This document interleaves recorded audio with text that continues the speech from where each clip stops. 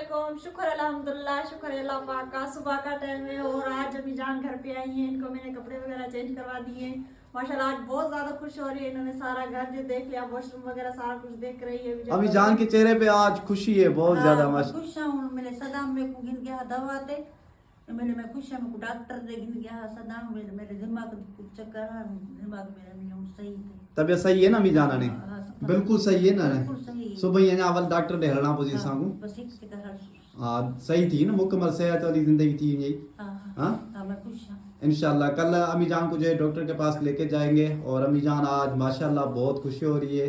सारा घर इसे जो है हमने घुमाया। और बेगम साहिबा जी माशाल्लाह माशाल्लाह अम्मी जान उन्हीं ले आमीन अम्मी जान उन्हीं ले दुआएं करे।